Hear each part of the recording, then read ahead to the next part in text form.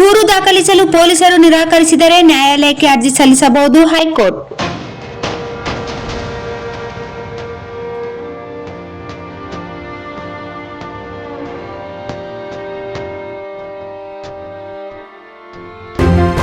ಯಾವುದೇ ವ್ಯಕ್ತಿ ನೀಡುವ ದೂರಿಗೆ ಪೊಲೀಸರು ಪ್ರಕರಣ ದಾಖಲಿಸಲು ನಿರಾಕರಿಸುವಂತಿಲ್ಲ.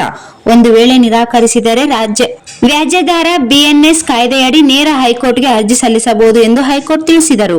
ರಿಯಲ್ ಎಸ್ಟೇಟ್ ವ್ಯವಹಾರದಲ್ಲಿ ತನ್ನ ಸಹೋದರನಿಂದ ವಂಚನೆಯಾಗಿದೆ ಎಂದು ಬೆಂಗಳೂರಿನ ಬಿಎಚ್ ನಾಗರಾಜು ಸಲ್ಲಿಸಿದ್ದ ದೂರನ್ನು ಸ್ವೀಕರಿಸಲು ನಿರಾಕರಿಸಿದ್ದ ಕ್ರಮ ಪ್ರಶ್ನಿಸಿ ಸಲ್ಲಿಸಿದ್ದ ಅರ್ಜಿಯನ್ನು ಆಲಿಸಿದ ನ್ಯಾಯಮೂರ್ತಿ ಸರೋಜ್ ಗೋವಿಂದರಾಜ್ ಅವರಿಂದ ಏಕಸದಸ್ಯ ಪೀಠ ಈ ಆದೇಶ ನೀಡಿದೆ. ಪೊಲೀಸ್ ಠಾಣೆ ದೂರನ್ನು ತಿರಸ್ಕರಿಸಿದರೆ ದೂರುದಾರರು ನೇರವಾಗಿ ಹೈಕೋರ್ಟ್ ಅನ್ನು ಸಂಪರ್ಕಿಸಬಹುದಾಗಿದೆ.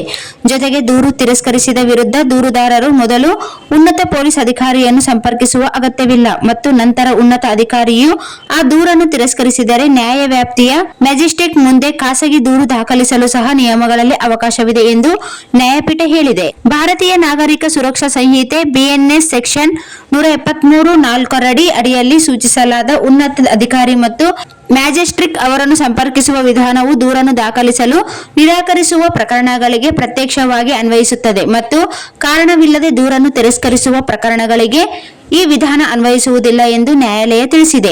ಪೊಲೀಸ್ ಅಧಿಕಾರಿಯು ಆರೋಪಗಳ ಯಾವುದೇ ನ್ಯಾಯಾಂಗ ಪರಿಶೀಲನೆ ಮಾಡದೆ ದೂರನ್ನು ಸ್ವೀಕರಿಸದೆ ಅಥವಾ ಸ್ವೀಕರಿಸಿದ ನಂತರ ಕಾನೂನಿನ ಅಡಿಯಲ್ಲಿ ಅಗತ್ಯವಿರುವಂತೆ ಅದನ್ನು ದಾಖಲಿಸದಿರಲು ಆಯ್ಕೆ ಮಾಡಿದರೆ ಅಂತಹ ಸಂದರ್ಭಗಳಲ್ಲಿ ಕಾನೂನು ದೂರುದಾರರು ಮೊದಲು ಪೊಲೀಸ್ ವರಿಷ್ಠಾಧಿಕಾರಿಯನ್ನು ಸಂಪರ್ಕಿಸಲು ಮತ್ತು ನಂತರ ಮಾತ್ರ ದೂರು ಬಗೆಹರಿಯದಿದ್ದರೆ ಮ್ಯಾಜಿಸ್ಟ್ರೇಟ್ ಅವರ ನ್ಯಾಯವ್ಯಾಪ್ತಿಯನ್ನು ಕೋರಲು ಅವಕಾಶವಿದೆ ಎಂದು ನ್ಯಾಯಾಲಯ ಹೇಳಿದೆ.